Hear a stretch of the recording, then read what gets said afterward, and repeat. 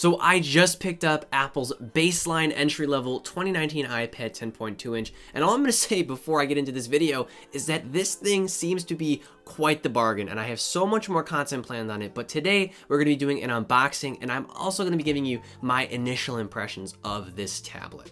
But before we continue here, I'd really appreciate it if you leave a like on this video, comment if you have any questions, suggestions, or opinions, as the algorithm likes that and will help push my content to more people. So without wasting any more time, let me get into my unboxing and initial thoughts of the 2019 iPad 10.2 inch. So here we have the iPad 7th generation, the 2019 10.2 inch model. I also got an Apple Pencil along with it. So let's get into the unboxing here. So I picked up the silver 32 gigabyte model here. Let's take off the shrink wrap real quick with this little dinky knife here, or if you can even call it a knife. I'll also put the pencil to the side for right now because the main focus is this iPad. And here is the 10.2 inch iPad. So I'm gonna lift it out here, put it to the side for a second here. And obviously you have your lightning cable within the box and your literature, like I'm Detroit Borg, I gotta say it like that. I live in Michigan after all, we both do. You get your Apple stickers, all your regular junk, and then you get your typical Apple iPad charger with a little removable thingy so you can connect it to a extension cord, if you know what I'm saying. But let's get to the actual iPad now. So I will unwrap this boy here. Very satisfying. You can just slide it out of there. And here is the iPad 10.2 inch. It is very similar or reminiscent to the original iPad Air. It seems a tiny bit bigger, but you still get the air gap and the 7.5 millimeter thickness, but it is very resemblant of the iPad Air 2. And I already have fingerprints on the back here, wow. But let's power this boy on here.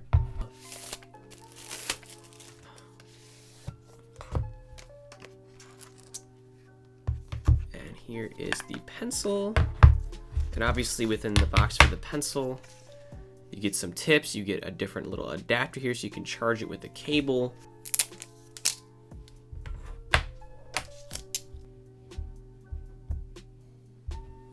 Alright, so here we are. So I finally set up the iPad 10.2 inch. Allow me to connect the Apple Pencil here in the stupid way that the first generation does do that. So we have to plug it in to the bottom port here.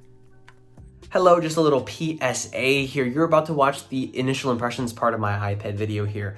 And I am well aware, just want to let you know that my head is bobbing in and out of the frame multiple times. I am so sorry if it's distracting. There's no way I could fix it. And there's no way I can reshoot it because as a YouTuber, I gotta upload consistently. And sadly, I cannot reshoot everything. So I'm well aware. I'm gonna work to not make that happen. But unfortunately it did. And I'm sorry. Just like, we're gonna have to deal with it here alongside some background noise. But yeah, let's continue with the video here. So it has been several hours after I unboxed this. I've been using it, and of course, keeping in mind that this thing costs $329 to start out with, and even cheaper with education pricing starting out at $299. And funny story, I brought this to my sister who has an iPad Air 2. We both did for high school. And I was like, hey, what do you think about this, you know, for note-taking, whatever. Like, this is the cheapo, like, entry-level iPad. And she looked at me and she said, Noah, this looks like a whole-ass iPad to me. And as I used it, that's the same thought I had. This device is such a great value. Yes, it does have older internals. It does have an older design. It does have the air gap. The battery's not much change. This is basically the 2018 iPad, the 6th generation one, but with a bigger display. But that doesn't make it not a good value. I mean, I've been using it with the Apple Pencil. I've done web surfing. I've opened apps. I have been, taking notes with GoodNotes. It actually synced up all my notes here. And I am wholeheartedly impressed with this device at its price range. I picked up both the new iPad 2019 and the first generation Apple Pencil for $454 with tax. That is tax included, actually. And yeah, you get the whole iPad OS experience in here. Of course, you can hold down on apps to get more options. We can multitask. So here we go. I have this instance of Safari open and Notability. So we can, write a little note here if you were doing schoolwork.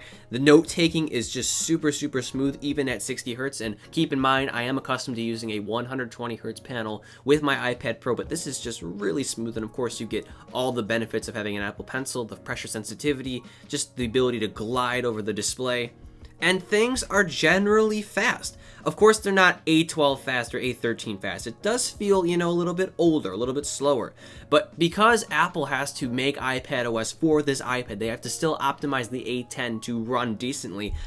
Things open up just fine. Benchmarks in Geekbench 5 are not half bad, especially considering this is the 5th iteration of the app, so we can go to CPU benchmark here. We get 752 in the single core, 1376 in the multi-core, so not bad considering, once again, this is a newer app, newer scale. Even the higher end processors have low scores because this app is, newer, and the scoring system is a little bit harsher. But this is definitely enough to do everyday tasks, and that is what this iPad is for. It's good for web surfing. I had a really nice experience, doing desktop class web surfing here. Here we are on Social Blade. We could even go on Amazon, the full desktop site of Amazon here. So we can scroll through and maybe tap on a link. Let's look at these, AirPod knockoffs here. And here we go. We can scroll through with the Apple Pencil. It's just a really nice, smooth experience. And then again, you can do multitasking. So let's bring over GoodNotes here. And then we can, if you can hear background noise, somebody just decided to take a shower, and I shoot in my basement where the pipes are. So there's really nothing I can do. So we're just going to have to live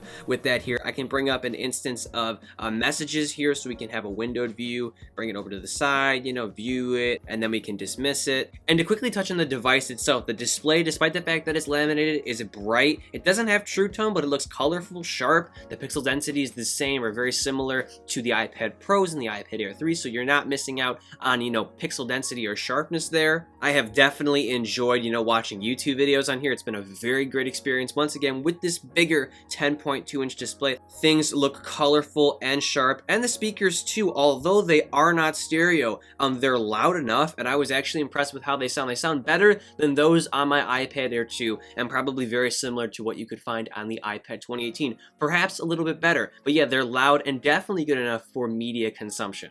And last up, I want to talk about the design and form factor of this device here. Yes, the design of this iPad 2019 is 5 to 6 years old. It's a mixture of the Air 1, which came out in 2013, and the Air 2, which came out in 2014. And does that make it bad?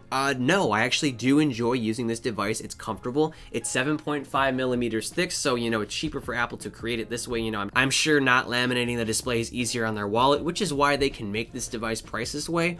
And yeah, it looks great. I don't have any issue with it here. It has a headphone jack. It still has the lightning port, but it does look nice. This is an Apple product. It feels high quality, even though it isn't the most expensive iPad by any means. You're gonna enjoy it. It fits nicely in the hand. There's different cases for it. If I haven't already said, this has the smart connector, which can allow you to connect to Apple's own homegrown keyboard case, which does work really nicely. And overall, I gotta say, with what you're getting here, a decent mid-range-ish processor, iPadOS, which is just an excellent experience, as I've said in the past, Apple Pencil support, which makes it great for drawing and note-taking. I'll do several videos on that with this device, comparing it to other iPads too in the future. This iPad is a whole ass iPad, like my sister said, and by the way, she was the one taking the shower, so thank you, Emma.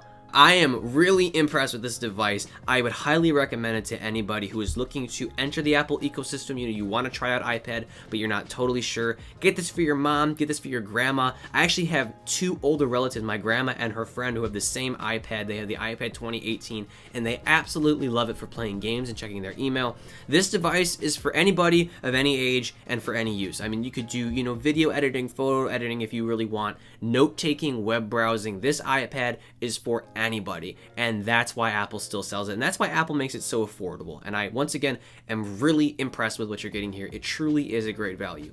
I'm going to do a full review of this. I'm going to be doing full comparisons. I will compare it to my iPad Pro, and I also plan on comparing it to the Air 3 and the iPad Pro 10.5 inch. So leave me a comment if you have any other content ideas, but yeah, that's what I got going with the iPad 2019. Once again, super impressed with it, and I cannot wait to make more content about it. And that about wraps things up here. Once again, I'd really appreciate it if you leave a like on this video, comment if you have any questions, suggestions, or opinions, and subscribe for more content like this. Expect a lot more content on this baseline iPad. Once again, I'm going to be comparing it to the iPad Pro, probably the iPad Pro 10.5, the Air 3, possibly even the Mini, and of course, I have iPhone 11 and 11 Pro Max content coming soon as well. And as always, I'm Noah, and I will catch you all in the next one. Hi, welcome to the I Want My Video to Be 10 Minutes Long Club. People ask me, like, how do you buy, you know, like the iPhone 11 outright and like finance the Pro Max and buy a bunch of other products for review? And I'm like, do you think I sell hot dogs? I make YouTube revenue. And as a small creator, I don't get 100,000 views guaranteed per video. So I have to, you know, put mid-roll ads in when I can. And I try to do so conservatively, so I'm not like an like, you know, like Morgs or somebody, or like Mr. Beast, except Mr. Beast is awesome and he can do that because he does a bunch of crazy stuff. But yeah, long story short, mid-roll ads enable me to buy products for review. So please understand that if you see videos in the future where I'm like having a bunch of ads on there, it's not because I'm greedy. It's because I literally need revenue to buy products like the upcoming iPad Pro, hopefully the upcoming Surface Pro, you know, the MacBook Pro, new iPhones, new tablets, etc. I invest my YouTube revenue into this channel almost entirely. All right, I don't have anything I really need to buy. I'm not buying clothes all the time. I buy like food, gas, and tech. So please understand that. And yeah, I will catch you all in the next one.